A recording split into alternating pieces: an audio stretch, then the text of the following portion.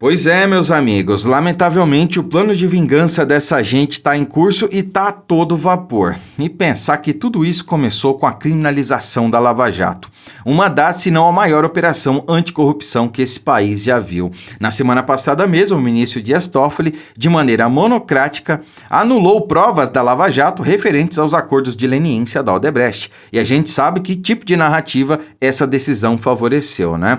Não que a gente esteja afirmando aqui que foi com essa intenção, mas é o que acabou acontecendo. Mas não para por aí, porque a intenção dessa gente não é só se vingar, né? Como o Lula já deixou claro que queria se vingar de Sérgio Moro. Ele disse, companheiro, eu só vou sossegar quando eu ferrar esse Sérgio Moro aí, né? Ele não usou a palavra ferrar, usou outra palavra, né? Tô trocando aqui para não ficar feio. Mas o próprio Lula disse que a intenção dele era se vingar, né? Ele quer se vingar de todo mundo que foi contra ele no passado, que meteu ele atrás das grades, né?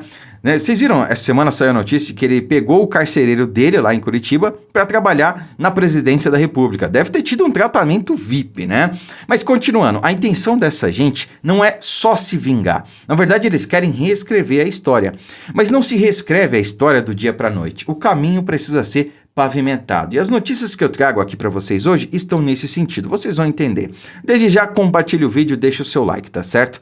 Olha só, último minuto, o CNJ, que é o Conselho Nacional de Justiça, decide investigar Moro por violar transparência e prudência ao destinar 2,1 bilhões recuperados de corruptos à Petrobras. É isso mesmo que vocês viram, meus amigos. O ex-juiz Sérgio Moro, da época que comandava a Lava Jato, pegou todo esse dinheiro que foi surrupiado dos cofres públicos, né? Coisa que a esquerda diz que não houve corrupção, né? 2,1 bilhões que foram recuperados, se foram recuperados, foram desviados, né? Ou tô falando besteira aqui? Esse dinheiro não surgiu do nada, 2,1 bilhões de reais, 2 bilhões e 100 milhões de reais não surgiram do nada, não nasceram em árvore, né? Então agora o CNJ quer investigar o ministro Sérgio Moro, né? O ex-juiz Sérgio Moro, atual senador, por ter pego o dinheiro que foi roubado, né, e devolvido para as vítimas. É isso aí que está acontecendo, né? Olha só, nessa sexta-feira o Corregedor Nacional de Justiça, Luiz Felipe Salomão, determinou a instauração de uma reclamação disciplinar contra o ex-juiz e senador Sérgio Moro para investigar supostos graves indícios de violações praticadas na Lava Jato. Olha só. A juíza federal Gabriela Hart, que também gerenciou a Lava Jato, também é alvo da reclamação do CNJ. A decisão do corregedor se baseia em um relatório preliminar da correição realizada pelo CNJ na 13ª Vara Federal de Curitiba, do TRF4, e tem relação com a Lava Jato, né? Olha só, olha a fundamentação dele. Segundo Salomão, Moro e Hart podem ter promovido, entre 2015 e 2019, o repasse de 2,1 bilhões à Petrobras, que foram recuperados dos corruptos sem critérios objetivos. Então, assim, 2,1 bilhões de reais foram desviados.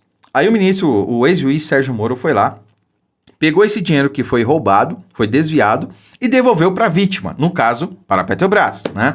E aí agora eles abrem uma investigação no CNJ para investigar o Sérgio Moro por isso. Dá para acreditar? Pois é, ele até se posicionou a respeito, né? Moro ironiza o CNJ e diz o seguinte, olha só no governo Lula recuperar dinheiro roubado dos bandidos e devolver à Petrobras é crime. E é exatamente isso.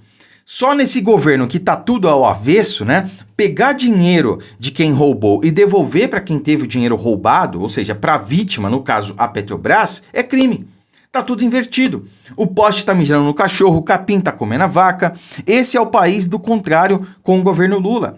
Inclusive, né, deve ser só coisa da minha cabeça, né, pura coincidência. Várias pautas que a esquerda defende, que os progressistas defendem, que o governo Lula defende, estão sendo pautadas e aprovadas agora lá no Supremo Tribunal Federal. Como, por exemplo, a descriminalização das drogas. Alguém duvida que será aprovado? Se eu não me engano, o ministro André Mendonça pediu vista. O que vai acontecer quando essa discussão vier à tona de novo, né? Quando o voto voltar para o plenário. A ministra Rosa Weber, por exemplo, votou a favor da descriminalização do aborto, né? Até algumas semanas lá. Eu particularmente defendo que do primeiro dia de concepção até o final da gestação é vida e precisa ser respeitado. É uma vida e ela tem direito de nascer, como todo mundo, né?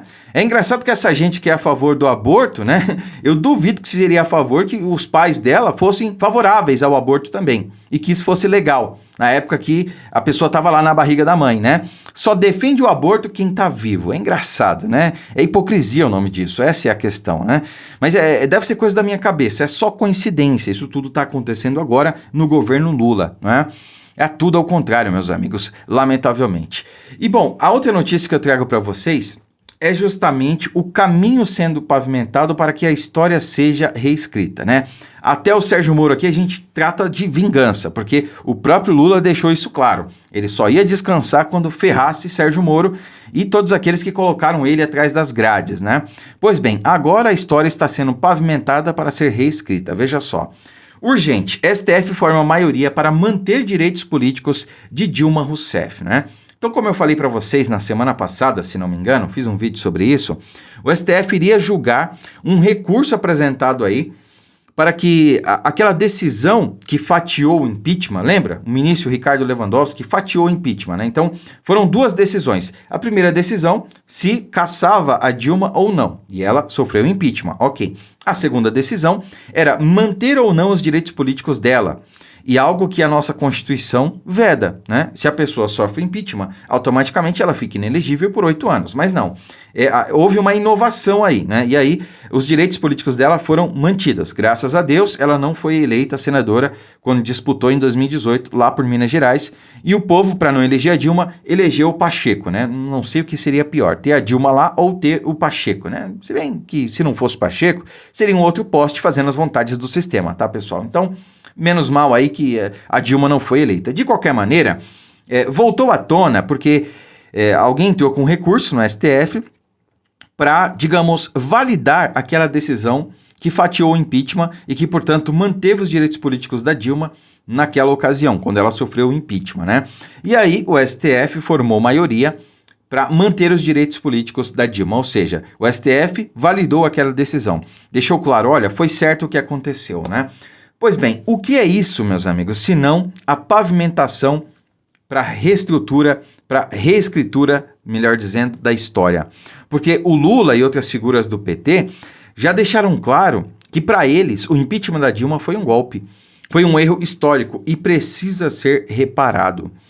Pois é. Agora, com tudo isso acontecendo, com a criminalização da Lava Jato, né, com a perseguição de todos aqueles que botaram Lula atrás das grades, que colheram provas e tudo mais, eles querem justamente isso. É se vingar de todo mundo e reescrever a história da maneira deles, né? Sabe aquele ditado que diz que a história é escrita pelo lado vencedor? Pois é, lamentavelmente parece ser o que está acontecendo, né? É o PT querendo reescrever a história para inocentar a Dilma, para limpar a barra do partido, porque fica feio, né? Ter a sucessora do Lula ali sendo empichada, fica muito feio. Eles querem limpar essa barra aí para poder colocar um poste no lugar do Lula, talvez em 2026, já com a barra limpa, né? Talvez seja a Dilma, não sei, talvez seja o Haddad, ou sei lá quem mais, né? Ou até o próprio Lula, porque esse aí tem sede de poder pro resto da vida, né? Não quer largar o osso, né? Mas se Deus quiser, a gente vai virar esse jogo, vamos tirar essa gente que jamais deveria ter voltado ao poder aí, né? E para deixar claro, para não deturparem as minhas palavras aqui, dentro da lei e dentro da Constituição, né? Eu sigo acreditando, meus amigos, nós vamos vencer no final. Não há tempestade que dure para sempre. Desistir não é uma opção. Curta, comente, compartilhe o vídeo, fiquem com Deus e até a próxima.